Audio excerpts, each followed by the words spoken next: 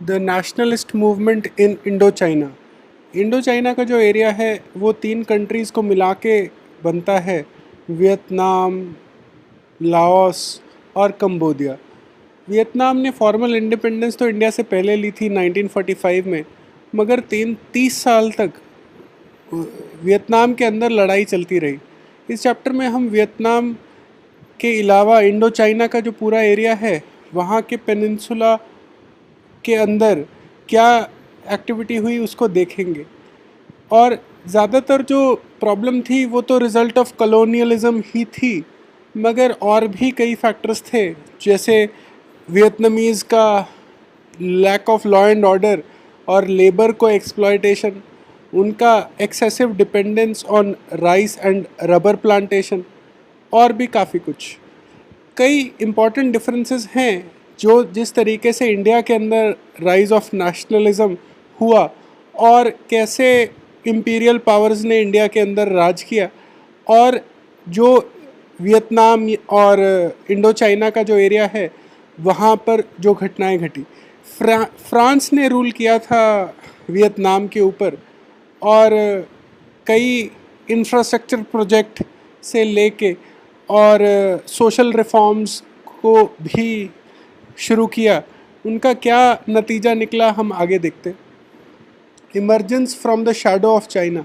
तो Vietnam, Laos और Cambodia, जैसे हमने बात किया, जो इंडो चाइना को बनाते हैं, वो पहले एक पावरफुल एम्पायर ऑफ चाइना के शैडो में रहते थे।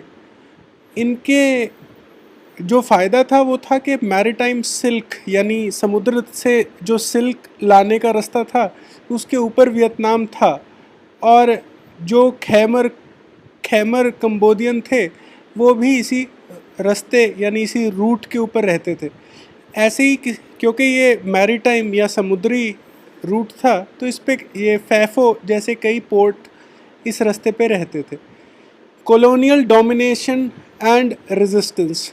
तो जहाँ भी डोमिनेशन होती है वहाँ रेजिस्टेंस और लोग करते हैं। तो यही कहानी है वियतनाम की, जिसे फ्रांस ने कब्ज़ा किया और मिलिट्री और इकोनॉमिक डोमिनेशन के नीचे रखा। यही नहीं, जो वियतनाम की कल्चर थी उसे भी ढालने की कोशिश की फ्रेंच ने।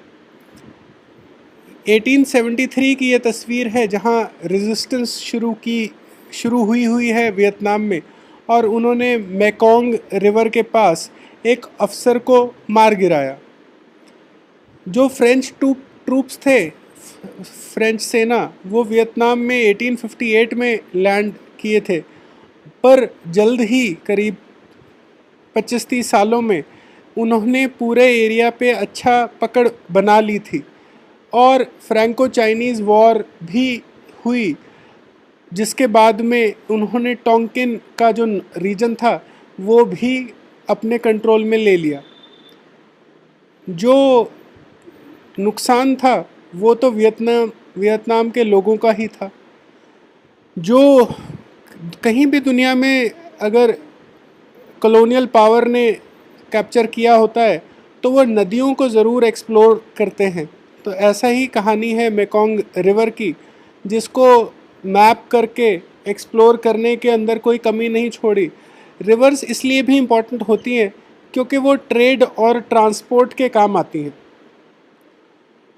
जो फ्रांस था उसको कॉलोनीज़ की ज़रूरत क्यों थी, उसकी कहानी तो सिंपल है।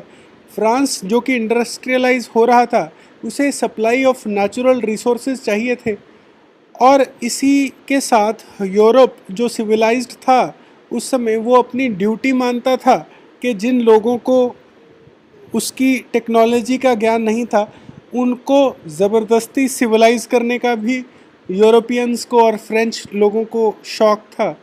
मेकोंग रिवर के पास उन्होंने इसी के चलते कई कैनाल्स बनाई और एक इरिगेशन का सिस्टम बड़ा किया। जल्द ही जो शुरुआत हुई 1873 में, जब करीब 2.5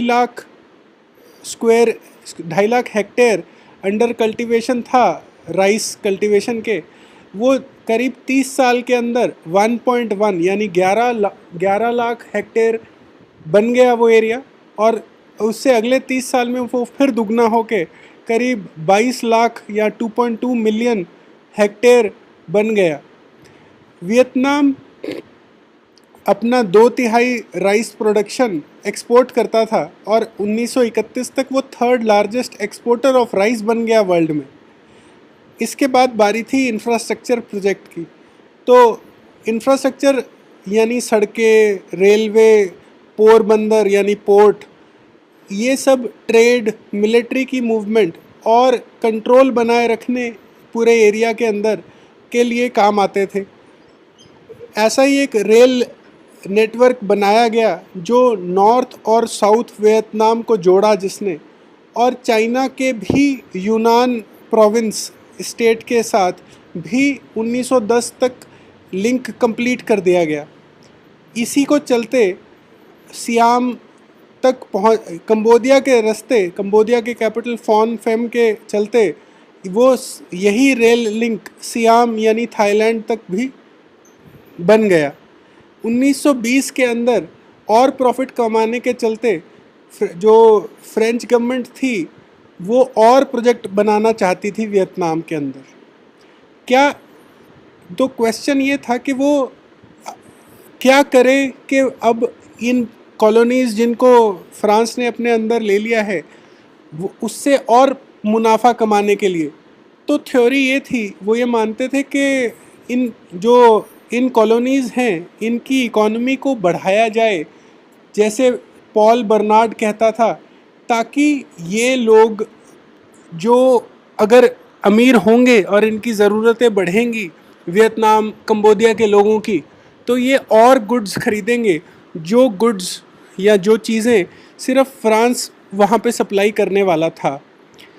वियतनाम की प्रॉब्लम्स कई थी। हाई पॉपुलेशन यानी बहुत जनसंख्या, लो एग्रीकल्चर प्रोडक्टिविटी यानी सब लोग काम करते रहते थे फिर भी अनाज कम उगता था, और रूरल पॉवर्टी, ये समस्याएं वियतनाम को बहुत सालों तक झेलनी पड़ी, शायद आज भी झेल रहा है। जापान ने अपने आप को इंडस्ट्रियलाइज करके इन मुसीबतों से बाहर निकाला था। तो ऐसा लगता था कि इंडस्ट्रियलाइजेशन का जो जापान ने रास्ता दिखाया वो अब इंडो चाइना में भी लगाना चाहिए। कॉलोनियल इकोनॉमी इन वियतनाम इस तरह की थी कि वो आज भी तब भी राइस कल्टीवेशन और रबर प्लांटेशन पे निर्भर करती थी। जो वियतनाम के लेबर थे उनके कोई हक नहीं थे, वो इंडेंचर्ड महसूस करते थे। इंडेंचर्ड का मतलब जहाँ पे ज़्यादातर बंधवा मज़दूरों की तरह काम करने की हालात थे, और कोई भी जो मालिक था वो अपने वर्कर को कितना भी एक्सप्लॉइट कर सकता था, क्योंकि कानून सिर्फ उसके मालिक के लिए था और उसके नौकर के लिए कोई कानून की सुविधाएं नहीं मौजूद थी। फ्रेंच लोगों ने बर्नार्ड के कहने के मुताबिक बिल्कुल काम नहीं किया और बहुत कम इंडस्ट्रियलाइजेशन हो पाई।